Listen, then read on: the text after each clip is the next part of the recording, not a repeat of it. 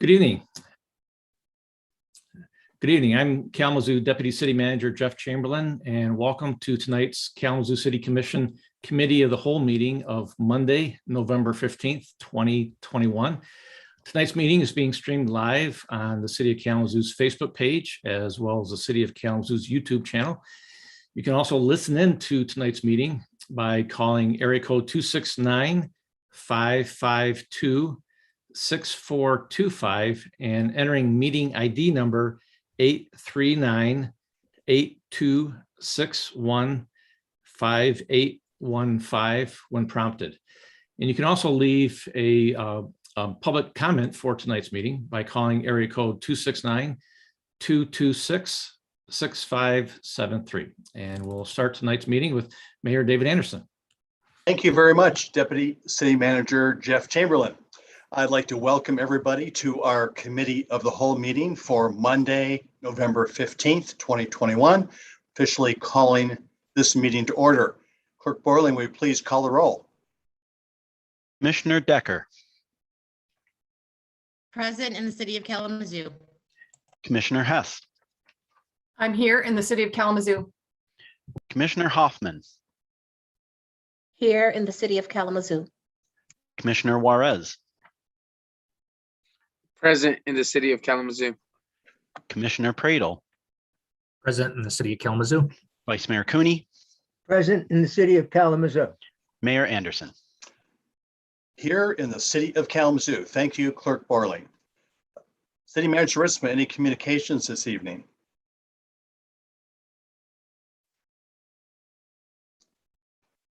None, Your Honor. Thank you, Manager Ritzma. Deputy City Manager Jeff Chamberlain, do we have any public comments for this meeting this evening? Yes, we do, sir. We'll go ahead and play those right now. My name is Alfonso Harris. I live in the 900 block of North Burdick Street in the City of Kalamazoo. I'd like to give my condolences to Sergeant Ryan Proxmeyer's family. He was murdered 3 months ago. And I want to let it be made known that I am pro-police, but I am anti-police brutality. Thank you.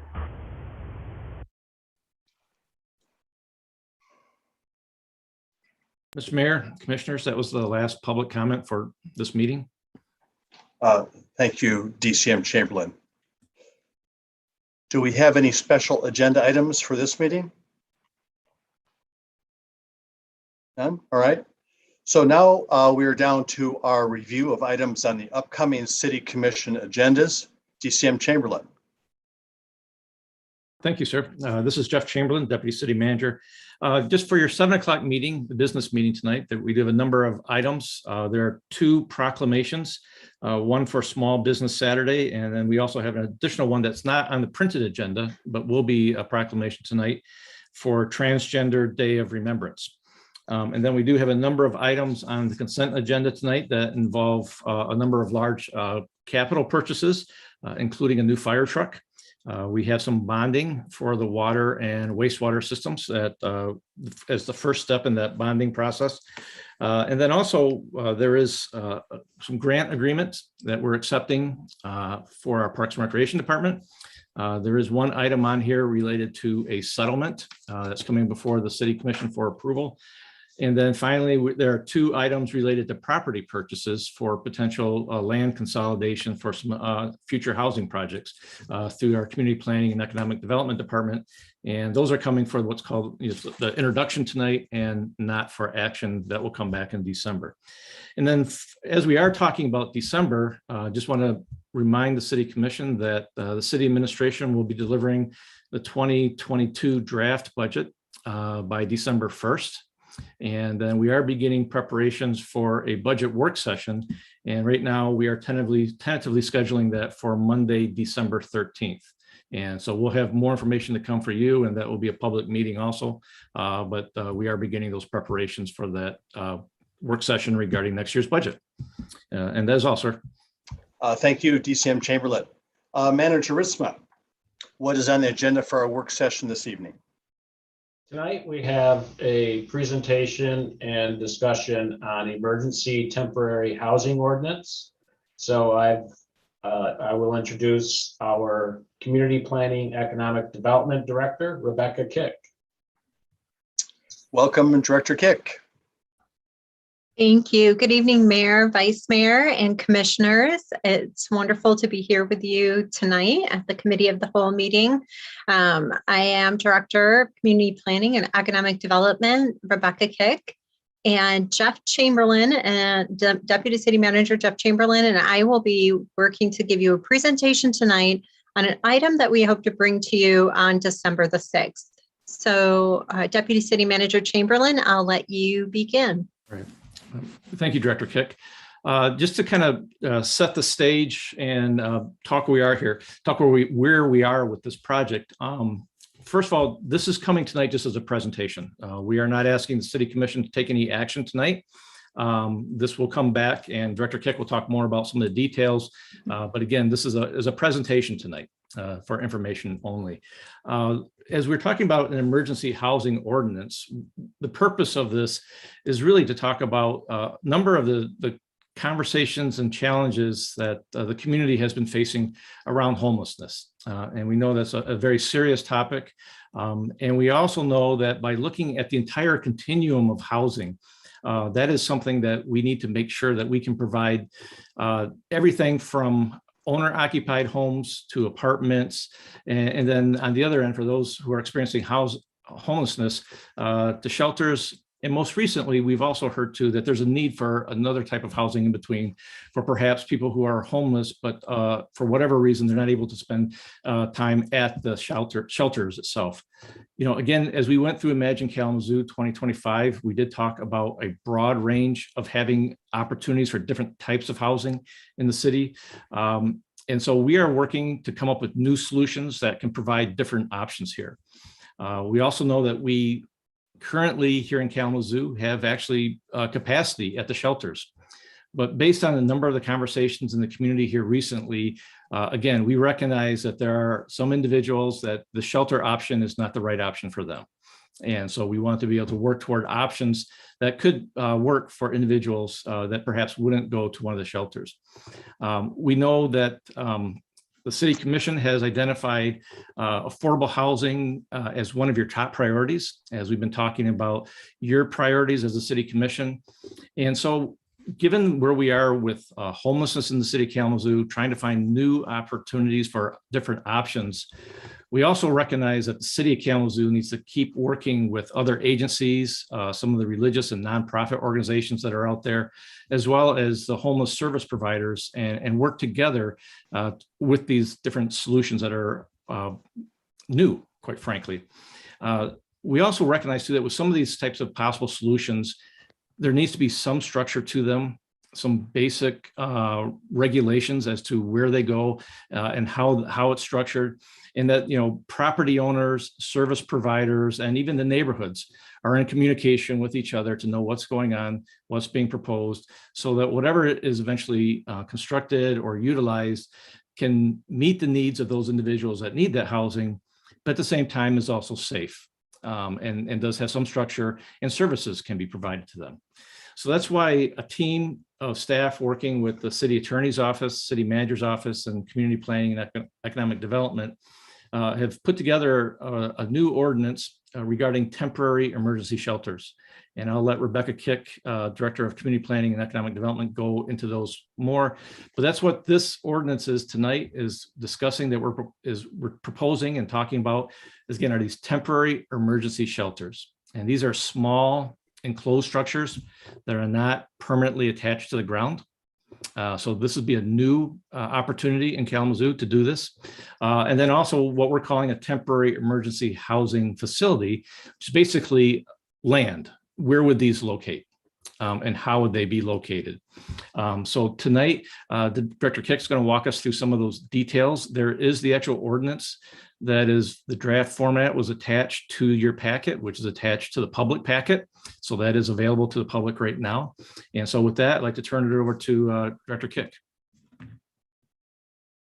Thank you so much, Deputy City Manager Chamberlain.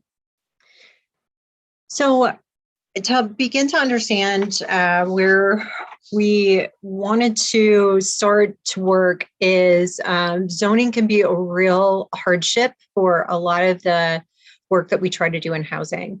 So one of the things we wanted to be sure that with the emergency housing ordinance, this could be utilized literally in any zone of the city, that we were not restricting certain zones to be qualified to do emergency housing. Instead, I'm going to walk you through other different types of qualifications that land may need in order to provide emergency housing, but zoning is not one of them. You will need to require a temporary facility permit. We will not be charging anything for this facility permit. The permit, more than anything, really gives us a layout of the site so that if we do need any emergency services, we have addresses to units, we have an understanding of how many units are placed on the site. We make sure that they are separated in a distance from each other that would allow fire separation, depending on the materials that they are built from. So that facility permit, which was attached in the packet today, will walk you through the exact process that it would take to obtain a facility permit. The other piece of documentation that we require is a Memorandum of Understanding. And that just really outlines the people portion of the facility provider. So the temporary facility permit talks about what is on the parcel, what kind of structures are on the parcel. Are there bathrooms? Are there shower facilities? What's available for those residents? And then the other part of this is the people side. How are you caring for people? How are you allowing people to be on this land? Are you offering them services? How often are you offering them services? What kind of services would you provide to this population? And the next slide, please. Understand that the temporary housing ordinance is only valid until September the 22nd. We gave ourselves this deadline because what we want to do is find a permanent fix. But we realize that permanent fixes take time, they take a lot of engagement, and they are going to be way past our weather and other issues that we are currently trying to house people under. So what we would like to do is look at the issuance of this emergency temporary housing ordinance while we also work on a permanent ordinance that would allow these types of housing activities to take place throughout our city. So our steps that we're going to work on is community engagement and discussion planned for the permanent changes after your action is determined on December the 6th. And staff will undertake the solutions to a permanent ordinance. So what we're going to try and understand and bring to you is that a zoning ordinance that we are going to change, or is it another portion of the building code or the building ordinance that we would change in order to allow these? So staff will be working on those types of solutions for you, and we would bring those forward as part of the permanent fix. Next slide, please. So what does that facility permit application looks like? So the applications will be available on the city website. We will run those through the Community Planning and Economic Development Office. We hope that we can run a very streamlined process without a full site plan review. That will not be necessary. All plans and documentation necessary are outlined in the permit application. It's a pretty simple list. We want to know where they're located, have them addressed so that we can locate them in case of emergency services. Are there any other service amenities or structures? Where's the driveway access and where would people be allowed to park? Is there any landscaping, screening, or fencing that you would provide for privacy for those dwellings? And what are the setbacks that are in between the buildings? So it's a very simple plan. No one would need to hire a professional to do this. It could be done on a sketch plan kind of basis. It would not need to be highly topographical or anything like that. Like I mentioned before, we are not going to charge any fees for the facility permit.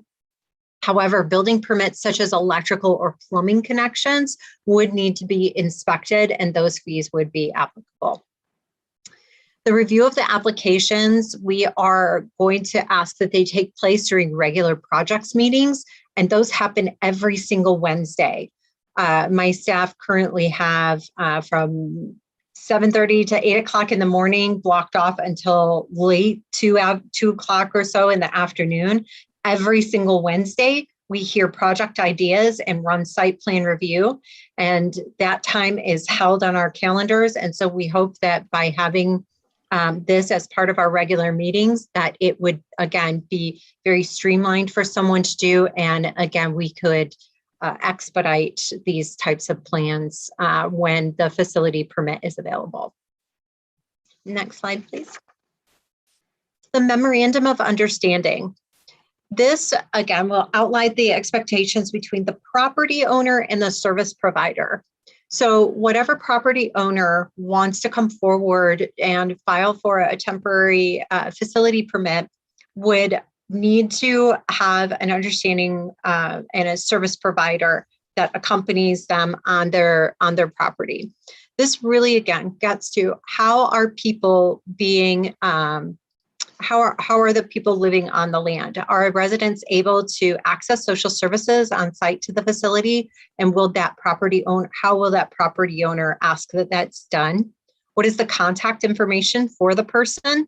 And then how the facility would be managed or operated, particularly if there's, if the site were to be fenced or gated or anything like that, how do residents access that site? Like, do you have security? Like, what is the in and out sort of policy so that people can live there freely? And the next slide, please. And then, so while we're looking at creating the permanent ordinance and possibly amending zoning, I wanted to just remind everybody that while creating a permanent ordinance and amending zoning may seem like a big and arduous task, we've been doing incremental zoning regulations for the past 4 years. We've got some really great wins under the planning column for accessory dwelling units and allowing duplexes and having live-work districts throughout our city. There are a lot of zoning regulation and barriers that we have actually taken down, but in some of our industrial areas and our commercial districts, we have a harder time right now allowing housing in those areas. And so it's really about looking at which areas of zoning that need to be amended. So I don't want anybody to be dismayed like this is going to take a really long time, or that there's a lot to look at or consider when we're thinking about this type of residential in our city. But I certainly want you to know that when we look at Imagine Kalamazoo, when we look at neighborhood plans and we understand the types of housing that people are asking for, we feel like this is aligned with many of our plans that we already have in place. And we do need multiple options for our community. And we know that this means coming up with new solutions and providing additional housing options to meet people where they are. And we look forward to engaging the community on those conversations. And the last slide is our timeline and next steps. So tonight is our presentation. And after this presentation tomorrow morning, I will be surely sending the emergency ordinance and the temporary facility permit to many of our service providers. And tonight I would also like to be able to say, please send us a request if you are a service provider or would like to consider putting emergency temporary housing on a site. That way I can get the information to you so that you could look it over, and you could email that request to hello@kalamazooCity.org, and then those requests could make it to me. You could also call 311 and ask for Community Planning and Economic Development Director, and I would get those service messages. And then by December the 6th, we would like the City Commission to take action on this emergency housing ordinance. And again, if the action were positive, that application would be available immediately on the Community Planning and Economic Development website. And then city staff would begin planning the permanent ordinance outreach to the community within the first quarter of 2022.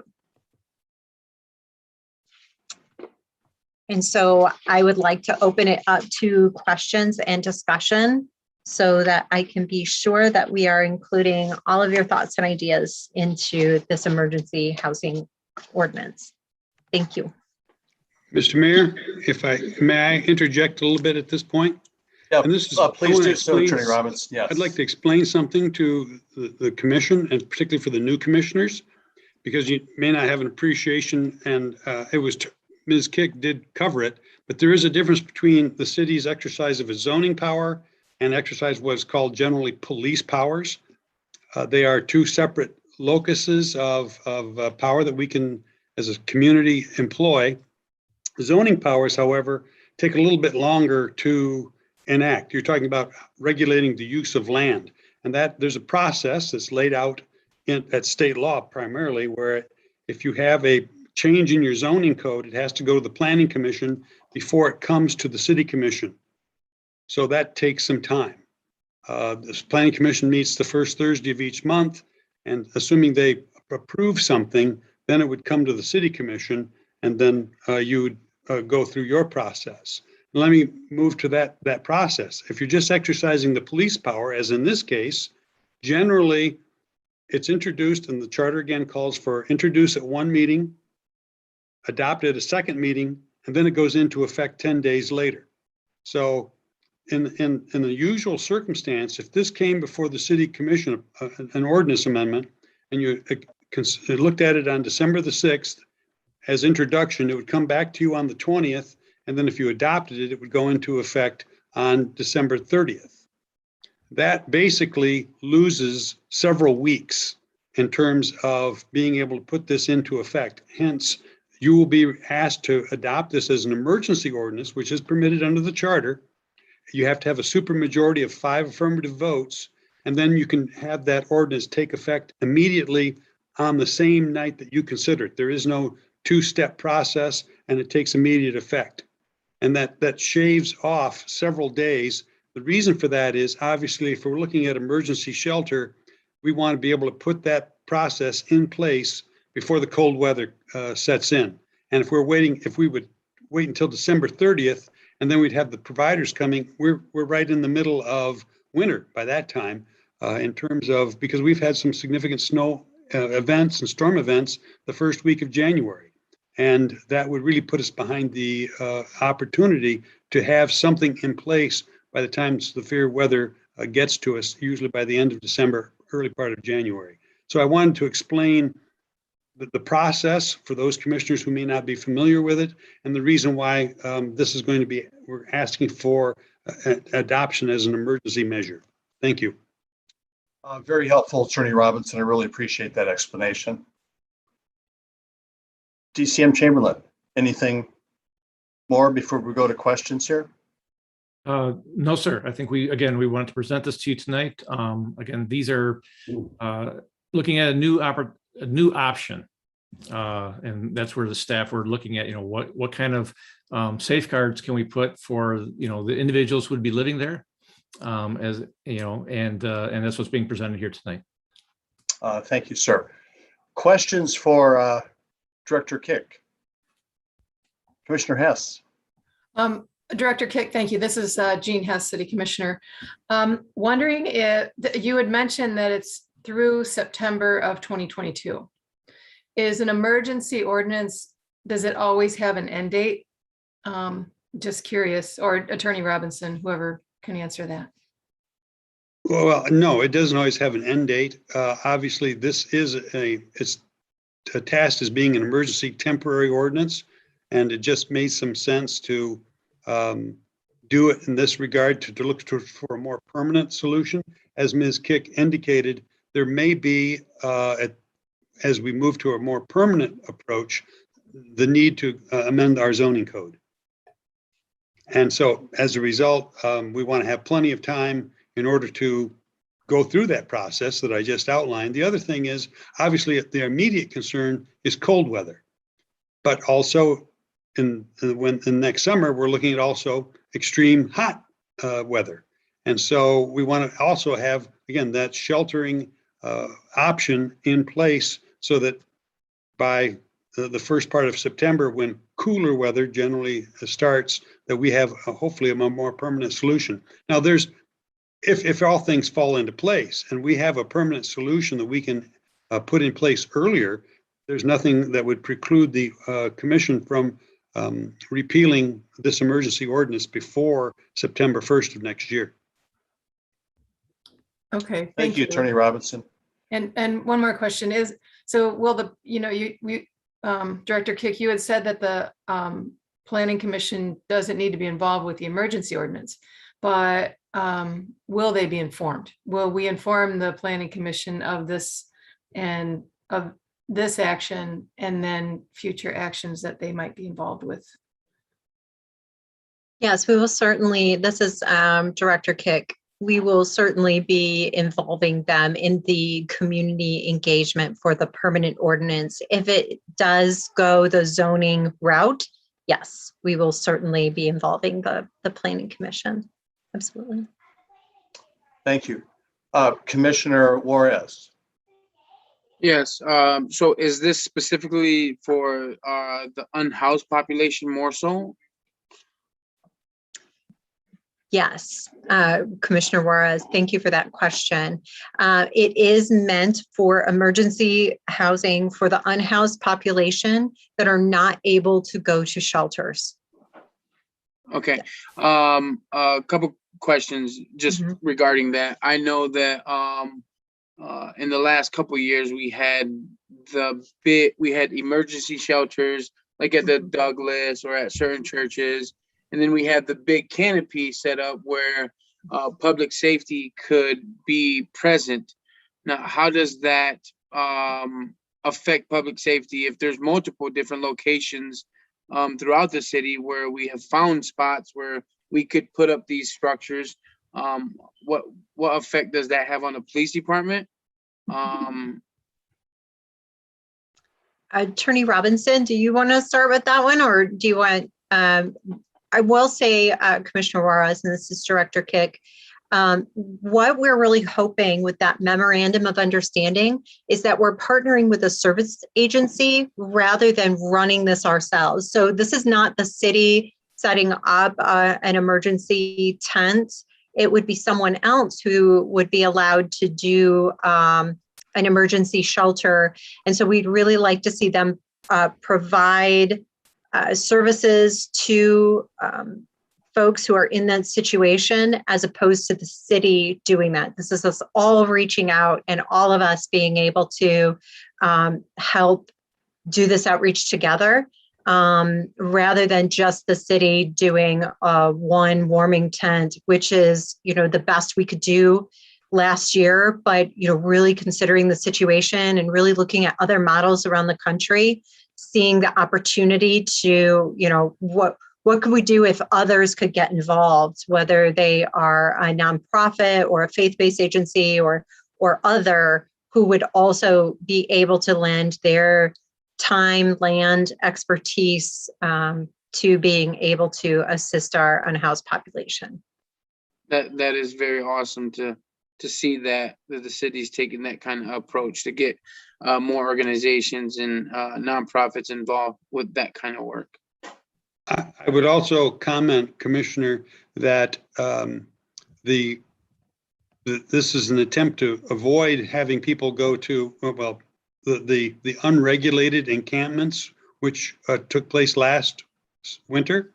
To, as you recall, we had more of an organizational, the tent, warming tent situation that the city provided. Hopefully that won't be needed because we will have facilities where folks can go.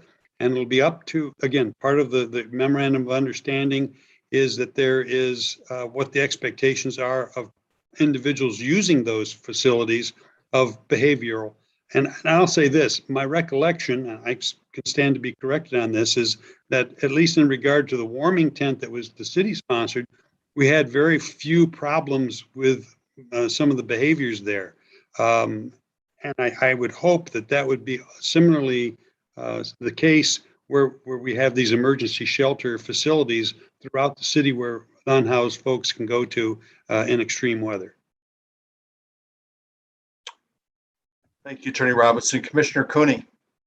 Thank you. I applaud this initiative. I think it's great. And I feel the sense of urgency as the cold weather comes. So as faster we can do this, the better. I just have a couple questions. Who are we collaborating with on this? Who are we collaborating with on this program? This is Deputy City Manager Jeff Chamberlain. We just lost Rebecca Kick, Director. She's having some internet problems and we're trying to get back on. Part of this is, we are not structuring this ordinance so that it would be limited to any one group. It's available for if different groups or different religious organizations or service providers want to take advantage of it, they could. So again, it doesn't prescribe who has to run one of these these emergency temporary shelters. We have obviously throughout our housing conversations, we have multiple conversations with groups such as the county, Housing Resources, Inc. We're in regular contact with the Continuum of Care. So all those groups we're very regularly in conversation with. And as Director Kick mentioned, part of this process here tonight is to get the information out to them too. So that if a group wanted to participate in one of these temporary shelters, they could work with us to do that. Okay. So I do have one more question, and Commissioner Hoffman can correct me on this. I don't think Open Door is considered a shelter, is it? It's not considered a shelter, is it? Good evening. This is Commissioner Hoffman. That sounds so weird to me, y'all, but I'm gonna go with it. We do have a shelter program, and we also have the residential program, affordable housing component as well. Because I was just wondering what shelters we do have available in the city. I know Gospel Mission, and I don't know what other shelters are out there. Could anybody give me some information on that? David Anderson here. I could run through that real quick here, Commissioner Cooney. So at this point in time, I would suggest that there's 8 or 9 shelters in the city of Kalamazoo.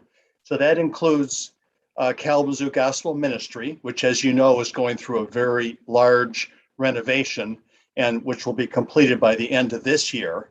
On any given night, they have 150 empty beds right now, and they'll be adding another couple hundred beds by the time that is completed. So we've got Kalamazoo Gospel Mission, we have the YWCA, we have Open Doors, of course, with both a men's and a women's shelter. Correct me if I'm wrong on that. So those are 2 different locations. The Ark has a youth shelter that's run by Catholic Charities. There is Bethany House, which is operated through Elizabeth Upjohn Community Healing Center for women in recovery with their children. There's Keystone Shelter for Veterans that's operated with a partnership between Public Housing Commission and Integrated Services of Kalamazoo. There's the Step Up Family Shelter, which is operated by the Integrated Services of Kalamazoo. There's the Oakland House Shelter for Singles, operated by Integrated Services of Kalamazoo. And there's a soon to be open new shelter, which has been developed by the Public Housing Commission in partnership with Outfront Kalamazoo for LGBTQ youth. And that will be opening and operated by Outfront Kalamazoo before the end of the year as well. So I would say, add it all up, probably 10 shelters altogether, all in the city of Kalamazoo. Thank you. Thank you. That's very helpful to me. More questions, Commissioner Cooney? No, thank you. Commissioner Decker.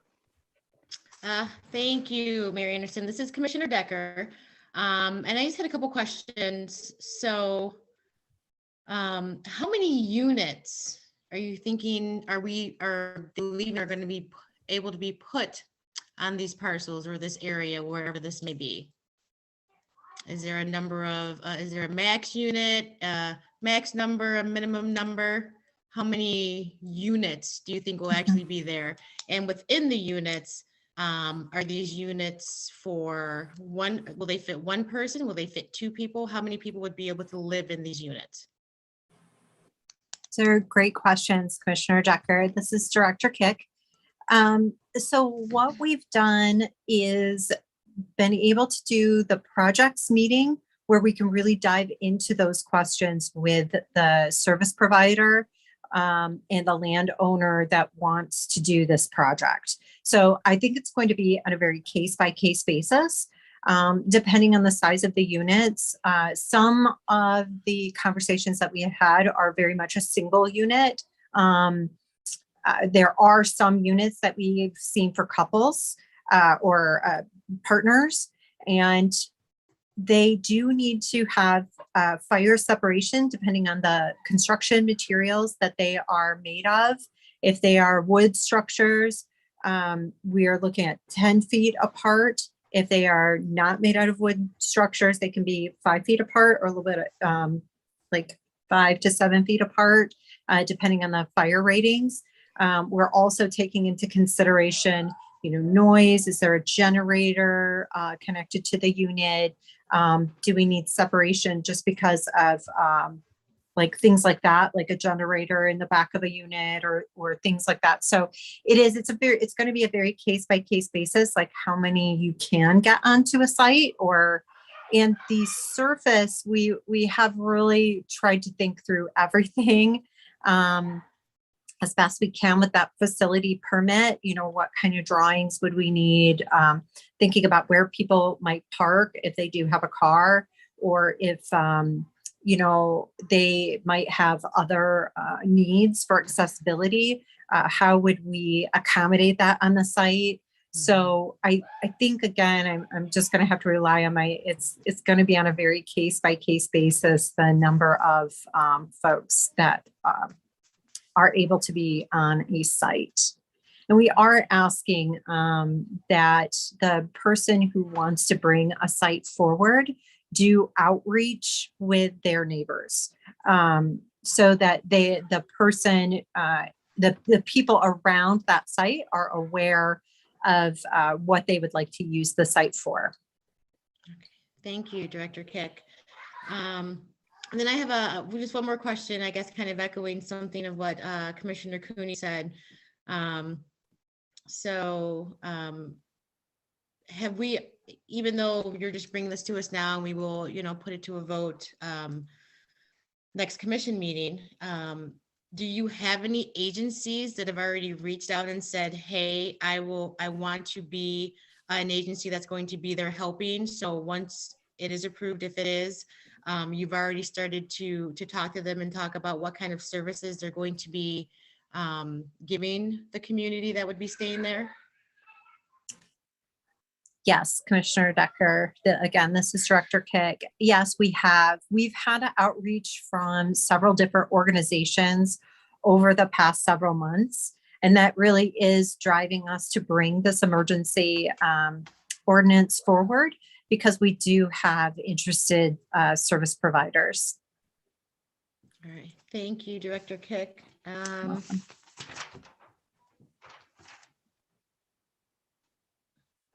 All right, I think that is all the questions that I have right now. Thank you. Thank you, Commissioner Decker. Commissioner Pradel. Thank you, Mr. Mayor. This is Commissioner Pradel. Director Kick and City Attorney Robinson, I just had a few questions for you guys, if you don't mind. And my hope is these might be helpful questions as well in preparation for the December vote as well. I did want to start out by just saying I just applaud the creativity and the ability to think outside the box and get this moving and being thoughtful with the time frame so that we're not reacting. I think this just speaks to the fact that you guys are definitely listening to the commission and the 53rd commission about just being proactive about these things rather than reacting. So thank you so much for that great work.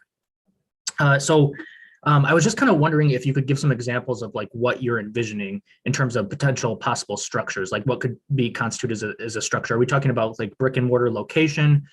Could it be a tent with sides that brings potable amenities? Could it be a situation like FCC Church did during the polar vortex? I'm just kind of curious if you could give like, just as you're thinking or looking at other examples around the country, like what could these examples look like?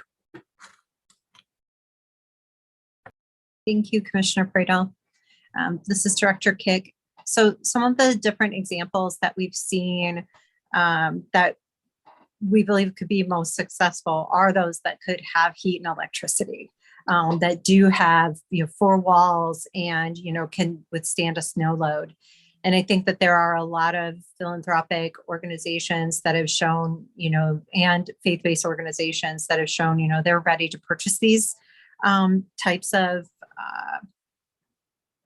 they go by lots of different names. There's Conestoga huts, there's pods, there's tiny homes that come on trailers. There have been a lot of different examples that have come before us. And I get lots of emails about different modular packages that are being put together by different, you know, construction entities as well. So, you know, we're really, again, we're remaining very open about what it is that could be placed on these sites.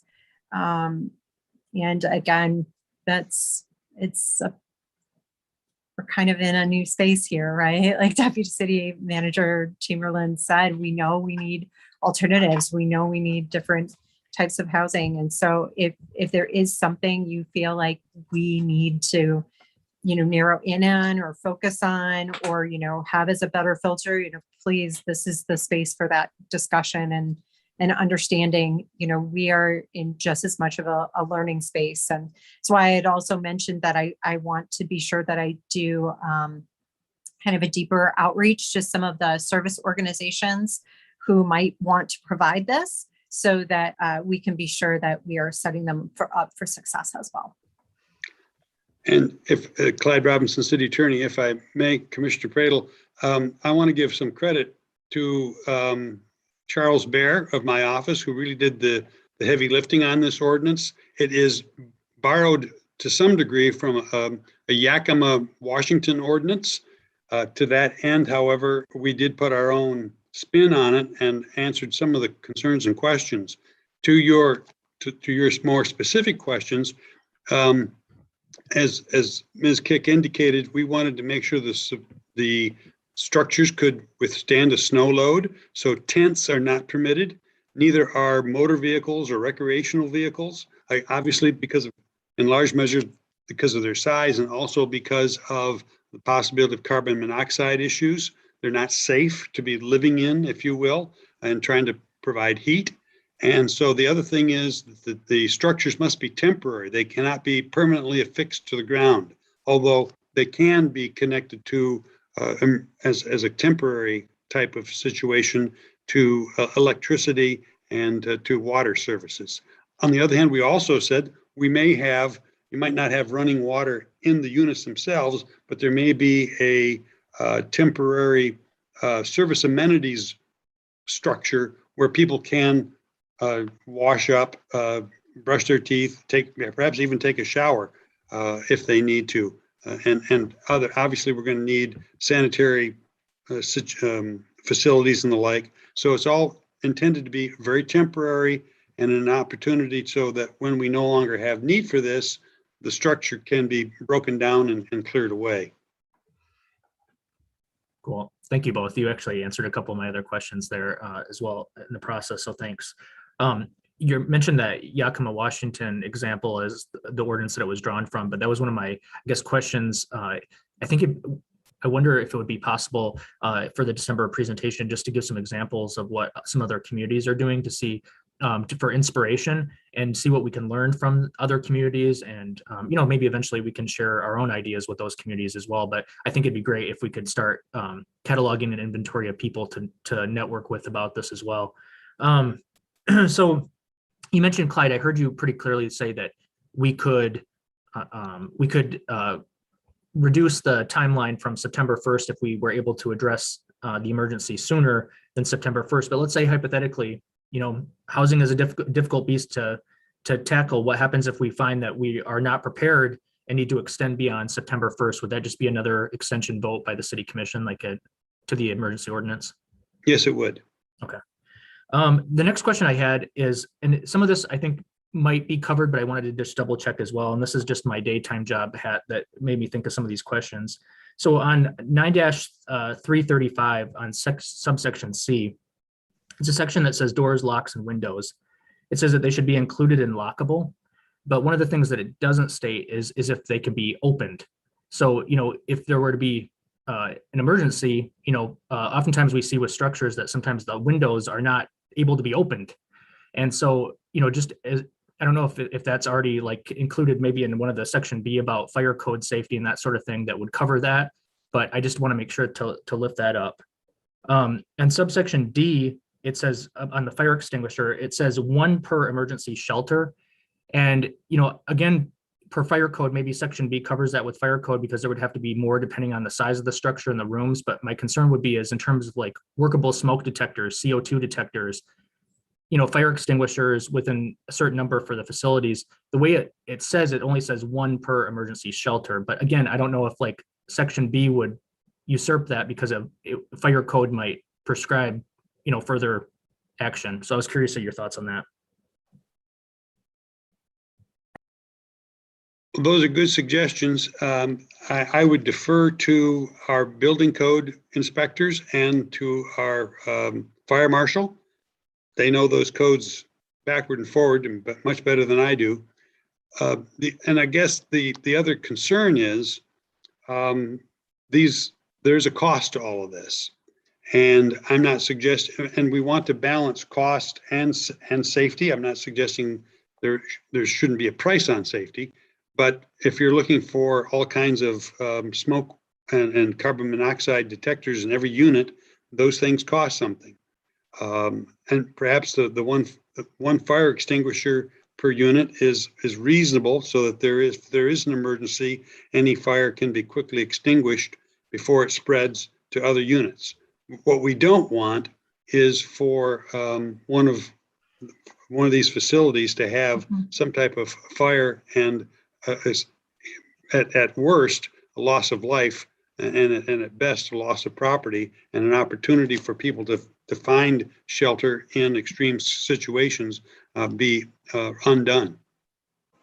Yeah, and the question just more or less came from just learning from experience. When we had combustible propane tanks, even the last day of the encampment off Riverview Drive, there was a fire that public safety, had to put out. And so, I want to make sure that at the bare minimum, that we're setting ourselves up where we're proactively addressing, give warning through, fire and CO2, but also the fire extinguishers as well. And then again, I know it sounds maybe extraneous, but I think the ability to get out of the window, not just a door, if there were to be a fire, it's not something that's available in every structure, and it's concerning. If there's 100 people crammed into a facility and there's only 2 workable doors and there's a severe fire or explosion,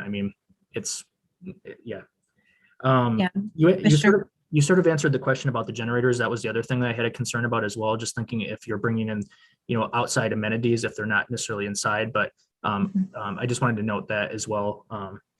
And then Commissioner, I want to make sure I'm going to clear up maybe a misconception. Maybe Ms. Kick was going to jump in. We're not looking at congregate facilities. We're looking at small, 200 square feet type of facilities where 1 or 2 people might reside.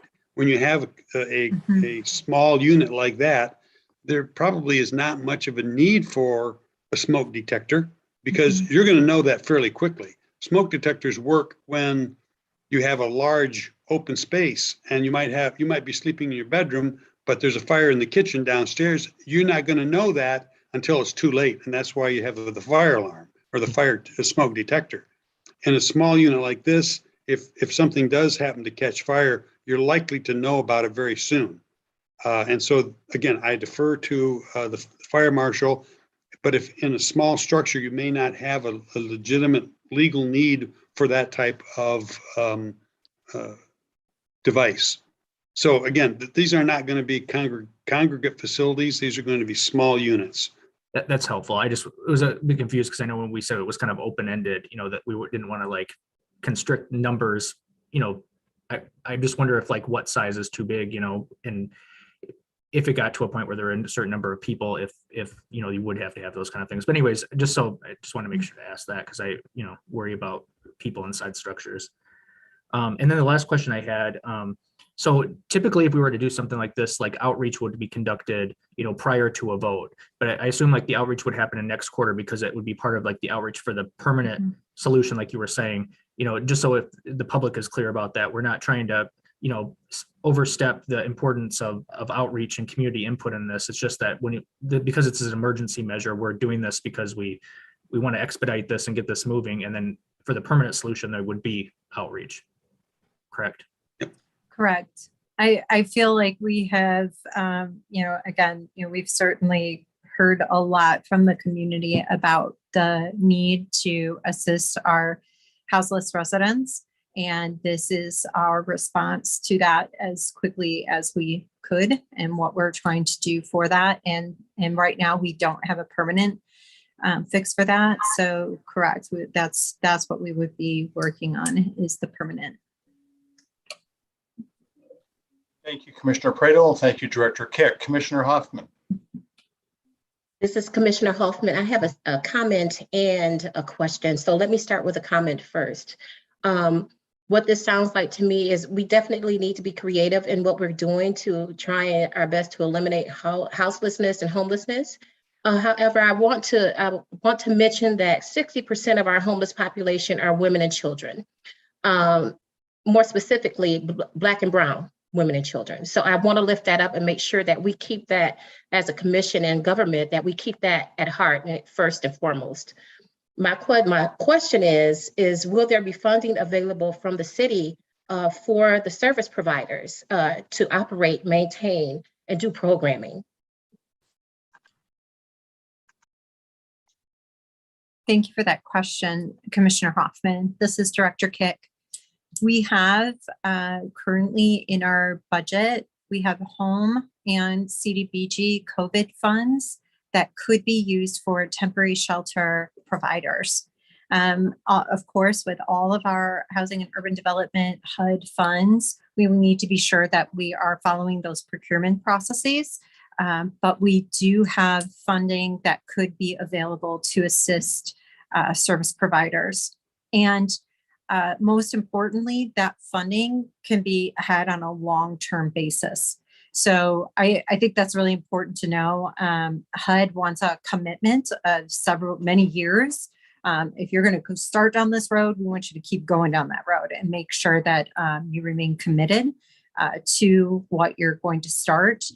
So that would be, I would say, the biggest string that's attached to the funding that we have currently, Commissioner Hoffman, is that it is HUD funding, but we have a lot of it, over $2 million that could be available for providers. Welcome. Any other questions, Commissioner Hoffman? Thank you. Mr. Juarez. Yes,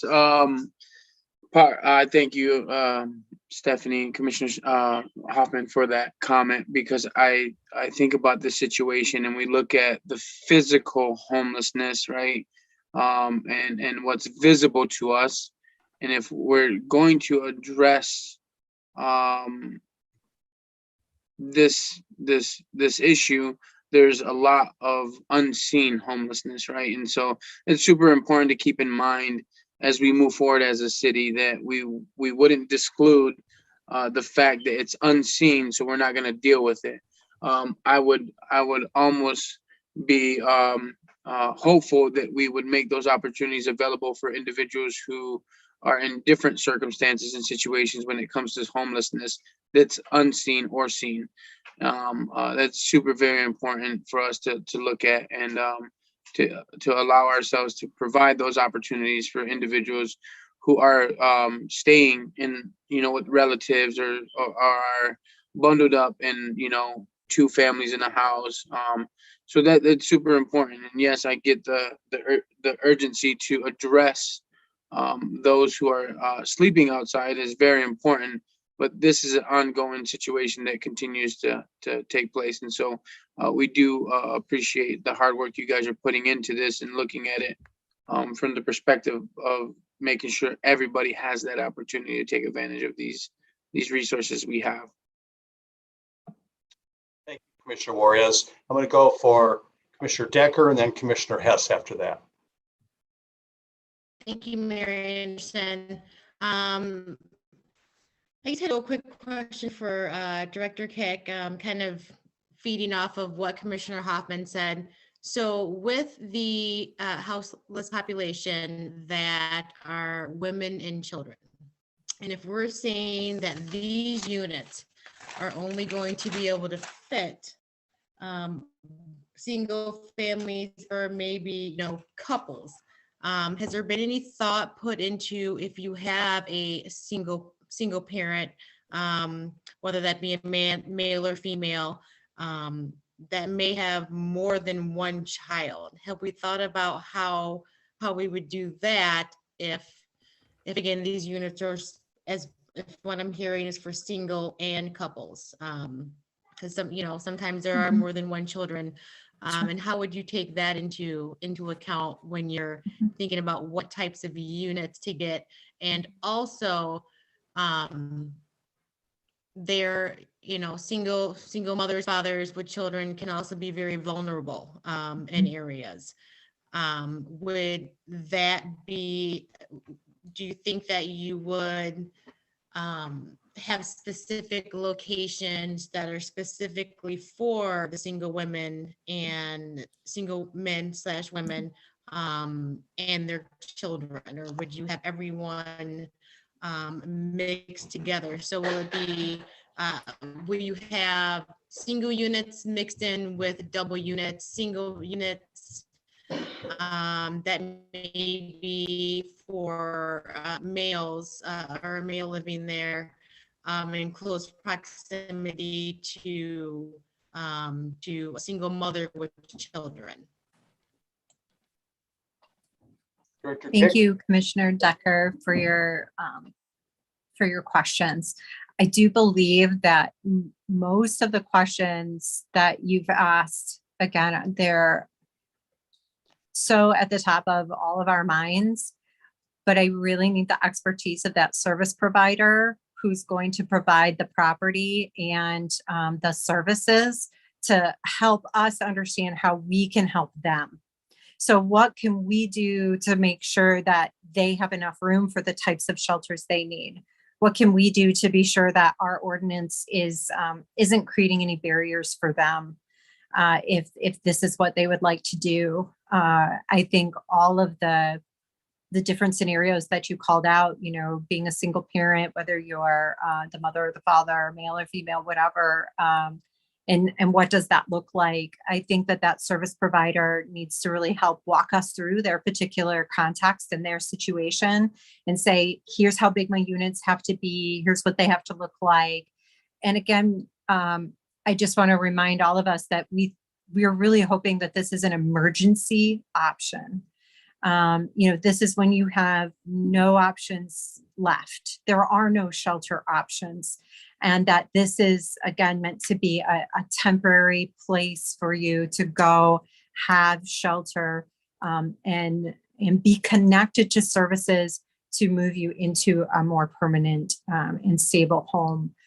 So I'm going to continuously rely on the service providers and hoping that they will be able to let us know that we're not putting unnecessary burden or barriers in front of them with the ordinance that we're trying to present, because we certainly want to be presenting something forward that allows multiple options for multiple populations, and that it doesn't preclude anyone, because again, being an emergency and being an extremely vulnerable population, the last thing we want to do is cause more trauma and create more situations that people would need to be burdened with or have to deal with it at that point in their life. Thank you, Director Kick. Other questions, Commissioner Decker? No, I'm all set. Thank you so much, Director Kick. Thank you. Commissioner Hess. Thank you. This is Commissioner Hess. Director Kick, first of all, I want to give gratitude to all the service providers who are even considering doing something like this.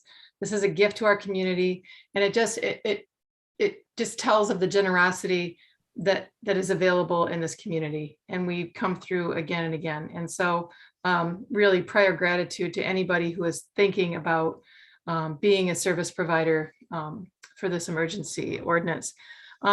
Director Kick, do we have a plan to expand this to the county level? Are we talking with the county at all? Because I know we have the housing millage available there, and I don't know if that's a part of this.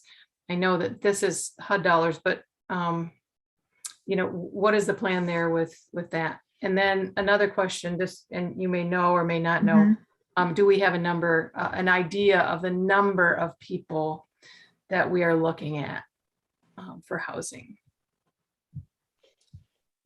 Thank you, Commissioner Hess. This is Director Kick. So for your first question, are we partnering with the county, or what are we doing to consider this within the county?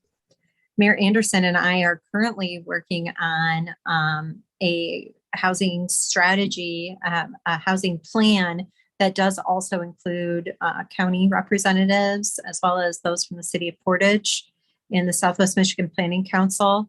And we are constantly talking about the entire housing ecosystem with them. I know that former Commissioner and former Vice Mayor Patrice Griffin continues to talk with townships and other municipalities in the county to talk about the Fair Housing Ordinance, as well as allowing other housing options within the county. I would say their biggest barrier is also zoning and the types of zoning that is allowed within those townships. And I have offered myself to come and talk about what are the changes in zoning that could occur to allow for other affordable housing types to happen. So know that the conversations are occurring, but they're certainly not as far along as where we are today. And then secondly, your question about the number. Do we know what number is out there? We really do not. I can't really say that I have a number that I can put my finger on today, because I'm guessing, because I don't want to quote numbers that we had from the encampment that was, because so many things have changed and things change every day. And with Commissioner Hoffman's comment as well, when we talk about our Black and brown women who are also experiencing houselessness, but in a totally different way. And so I think that those numbers can't truly be known, again, until we have folks that are coming forward to us and we can have a better understanding of that.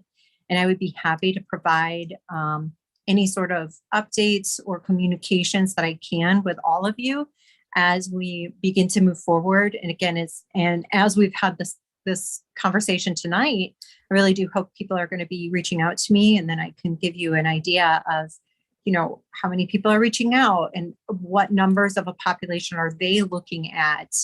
What are they seeing, based on their specific population or work that they also do within the community. I'm guessing that they are going to have a much better handle on the needs of the community. Thank you, Director Kick. Just one last question.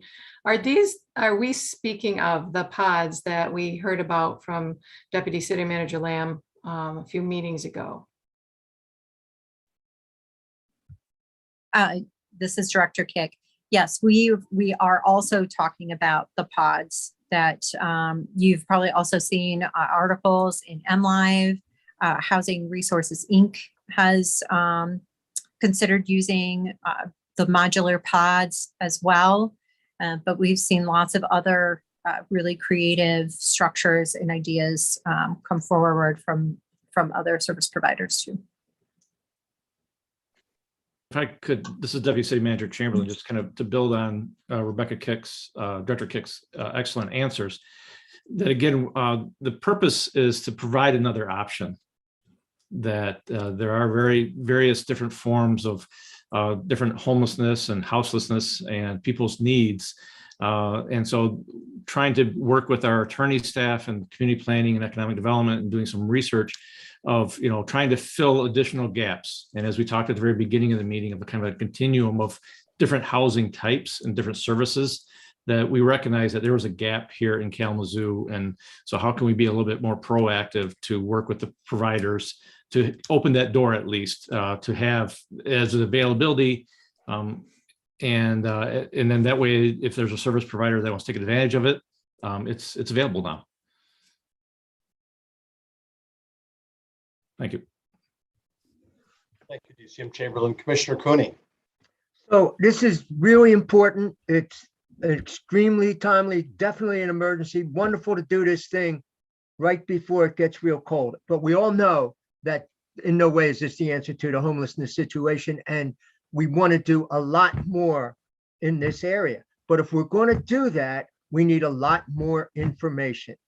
And that's why I'm really, we have to do our own research, but as much help as the staff can give us in helping us to understand the extent of the problem, what the problem is, what is current thinking in the area about what we should do about this, who are the partners that we could join in this thing, what are best practices around the country, what are some possible approaches, any of these information, because we really want to make an impact, but in order to make that impact, we need a lot of information. Thank you for that, Commissioner Cooney. See some hands up. Commissioner Juarez. Yes. What are some downsides to these pods or the locations? What makes a location not suitable for the pods? What are the cons to? We know that it's going to help support the unhoused population. We know it's emergency shelter. We know that you got a deadline of September. What are some cons to these pods and maybe some of these locations you're putting them in? Thinking around the realms of safety, are they on the bus line? Are they, do you have some identified already? Some certain locations identified already? And if you do, what are those locations? So yeah, those are a couple questions you can ask Director Kick. Thank you. Thank you, Commissioner Juarez. This is Director Kick. I would say the things that we, again, this is just a staff brainstorm, we certainly would not want to see these located near the floodplain or, it would be best to have a prepared surface that they sit on.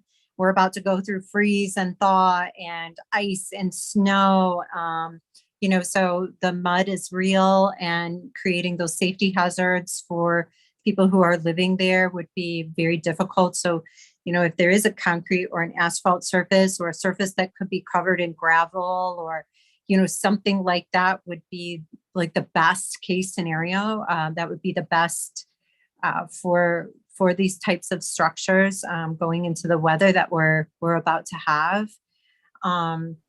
That's probably about as far as we've got in terms of like, where can they be located? Or do we have sites that they could be located at?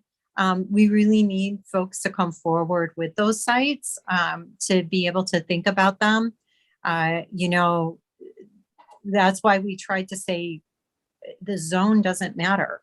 Really trying to keep that barrier out of the way and making sure that if, someone was able to provide a clean, safe environment where people could even, cook, take a shower, use a bath, have a permanent bathroom. I mean, those would be like the ideal situations, right? To be able to be on a bus line, like you mentioned, be close to services, be able to get to their job. be able to have a network of people around them who are supporting them as well. So I think those, again, I'm giving you the ideal situation. So anything opposite of that, not being on a bus line, being in a floodplain, having a site that doesn't have a prepared surface, those would be major cons. In my mind, thinking about how we want people to be part of the community, locating them too far out, not being near amenities and services that they need, that would be a huge con.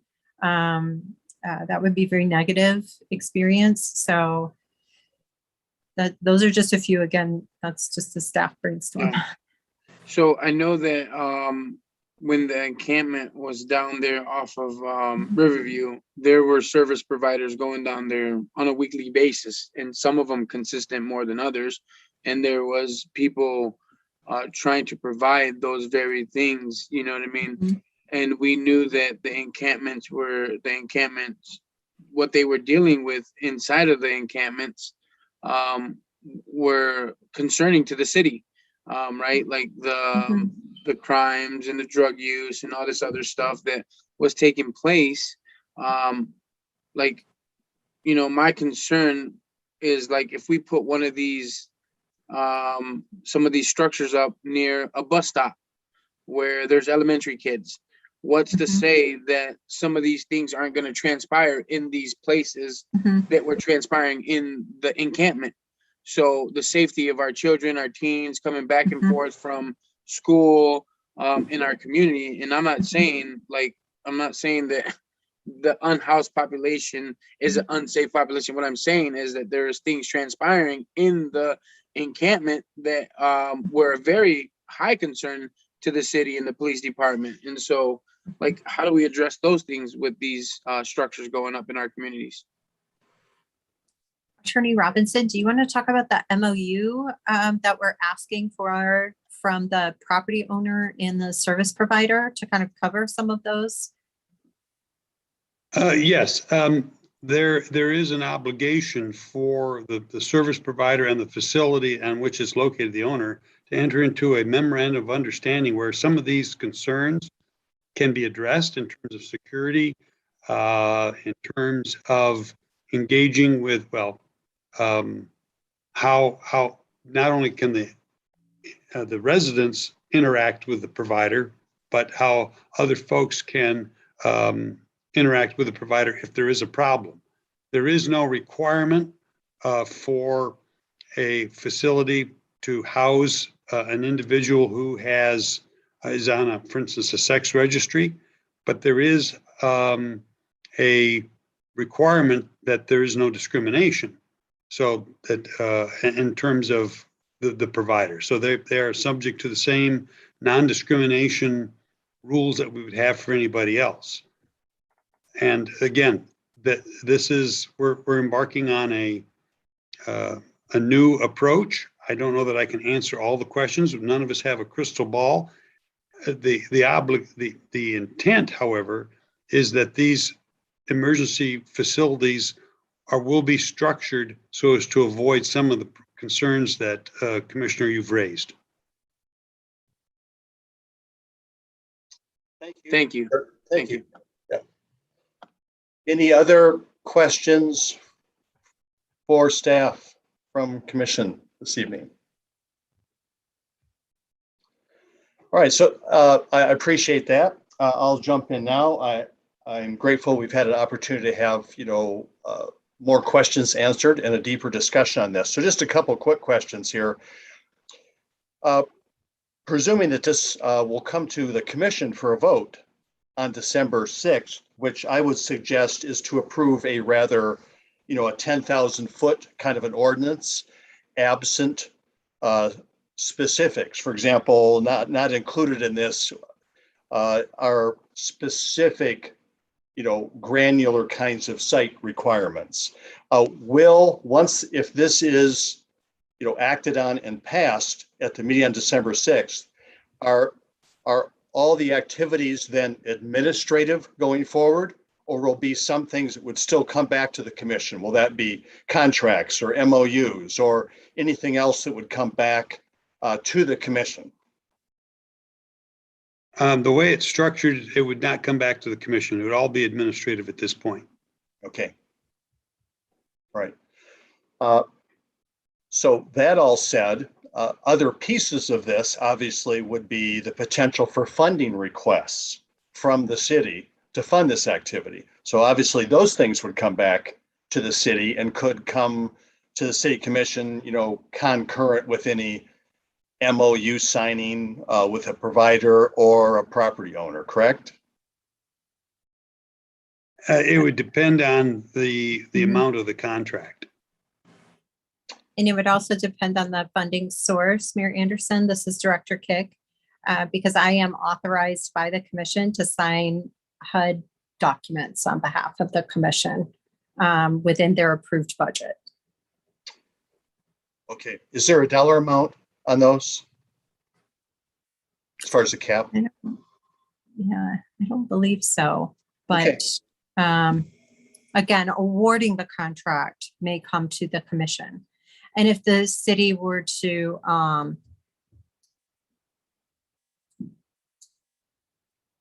yeah, but, okay, yeah, I can't see in it where we would, but you never know.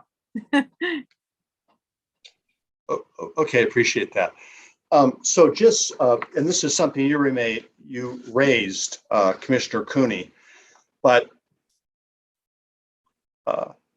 for example, if we a couple of things here, but if we approve this then, and it is an administrative procedure going forward and a location is identified, you could have a situation where, depending on that location, you have some concerns from a neighborhood or adjacent residences, and that neighborhood would then not have the opportunity to come back to the commission. And I suppose people can say whatever they want in public comments, but we wouldn't have the authority to say, too much concern from the neighborhood, we don't want to activate on this location. So how would that work if it's an administrative process?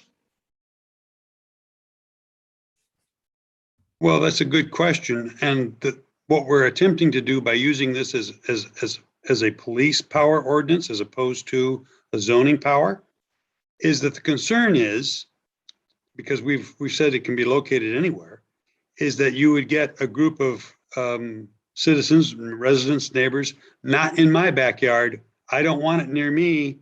And so once you give that voice and you get that an opportunity for, in essence, a veto, where are these potential shelters going to be located? But one of the concerns is that we want to be able to have the homeless population have access to the necessary services. And that does include access to bus lines. It does include, as Ms. Kick indicated, the ability to park, whether it's in a parking lot or maybe parking on the streets. So this is a temporary emergency ordinance. And hopefully when we have a permanent solution, some of the concerns that may be raised by residents will, number one, they won't occur, because we hope that these facilities will be well run and well operated. And they are really, as has been stated, emergency types of situations for those folks who can't otherwise find shelter in the 9 or 10 opportunities that you listed already for various homeless populations. And that when we do get a permanent solution, it won't be in that same location. These are temporary. And so we're asking people to say, look, we're attempting to be cognizant of the problems. We want to minimize the impact on residential neighbors in particular, or even business neighbors. But there is a need here that we're attempting to address on a temporary basis. And we don't want to have a group of people veto what might be an ideal situation in order to provide services to the unhoused, only because there is this, I'm going to say it, a stereotype that, oh, if you have homeless here, we can expect these kind of problems, where that may not be the case at all, particularly as indicated by Commissioner Hoffman, where you've got a lot of mothers with children who may have to occupy these types of facilities. That brings up something for me, just personally. I have a great deal of concern about setting up a situation where we have families moving into 200 square foot pods. I really, really have concerns about that plan. If that's what we're really contemplating, I would really hope that this particular endeavor is targeted for people who have really been consistently outside, and I would say outside of the structured system that's available right now. And that, so I have great personal concerns about the idea that we aren't going to be doing something better for kids and families than putting people into, 200 square foot tents or pods somewhere or another. That all said, and why could we grab something from Yakima, Washington? It's because this problem is happening from one end of the country to the other. You don't have to go far at all to find all kinds of community responses, which allows us to go in and not reinvent the wheel and come up with something like this. That said, here's an example. I had an opportunity that was organized by some local volunteers to discuss a similar kind of plan that is occurring in Eugene, Oregon. And they have something there called safe spot communities. And these are legal designated places for people who are without a conventional form of housing. And they have a very specific, this is something you can easily Google, had an opportunity to spend an hour or two talking to the person who runs that particular undertaking in Eugene. And I can tell you that not only to address neighborhood concerns, but more so just to make sure that these alternative kind of sites are safe for people who are occupying them, they actually have a very, very structured approach. So if you go and check them out, you will see that they have definitely best practices that they have landed on based on their experience.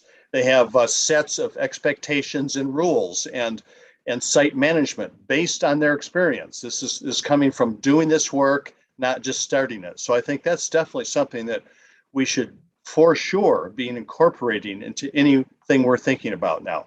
For example, if you talk to Eugene, Oregon, the safe spot communities, they will give you a very hard cap that they do not think you should exceed on any given site.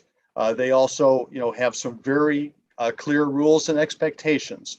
And so I will also suggest that the group of individuals who is least likely to participate, in the shelter system in Kalamazoo are people who are most resistant to participating with services and are least likely to be accepting of structure.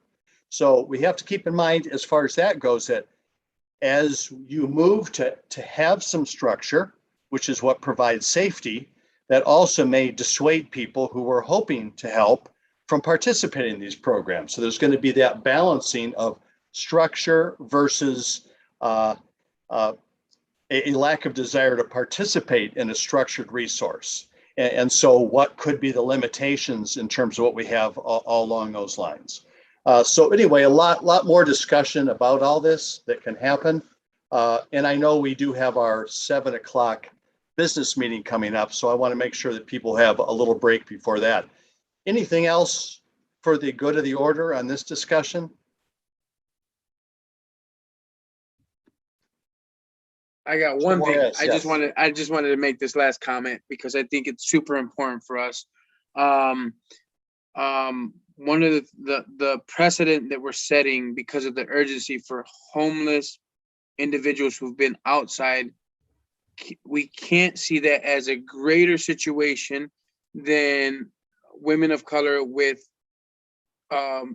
children who've been homeless for years but living in the structure. So I just want us to be careful of how we set that precedent of how we value these situations, because they're both equally concerning to the city. And I want the residents of the city to know that that's going to be something we're going to be watchful of, right? Is saying that, no, this situation is not greater than this situation, but we have to look at them from an equal value standpoint and address them with the same kind of urgency is super important for us as a city. I just wanted to make that last comment. I think that's very well said, Commissioner Juarez. I really appreciate that a great deal. Anything else, Director Kick or DCM Chamberlain, Attorney Robinson on this issue?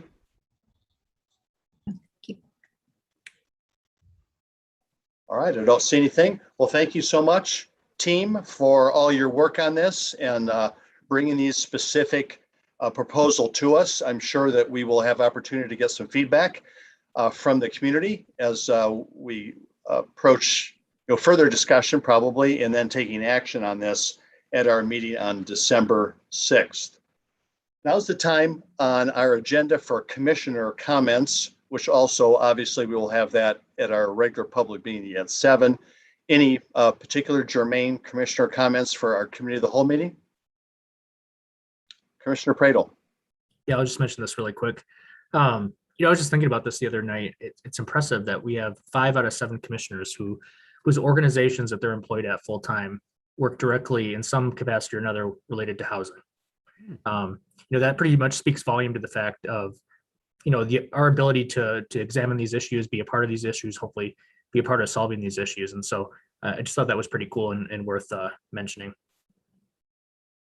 Thank you, Commissioner Pradel. Other commissioner comments?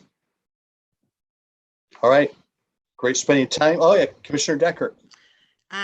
Sorry, thank you, Mayor Anderson. I just wanted to say something real quick, more so relating to your comment of the Eugene, Oregon. I've actually had a chance to look at what they've done. It is, I believe, a good model to really take a look at and think of something that we could do possibly here within the city. I just want to put that out there that I did have a chance to also speak to those individuals. I heard how passionate they were and was able to take a look at the information they sent me regarding the Eugene, Oregon base, so to call it, regarding their houses population there. So I definitely think that should be something that, the commission should take a look into when we are looking at building a permanent model for our houseless community. Thank you. Thank you, Commissioner Decker. Seeing no one else at this point then, half an hour to our next meeting. We hope we have maybe folks who've been around for this one join us at our business meeting at 7, but our committee of the whole meeting is adjourned.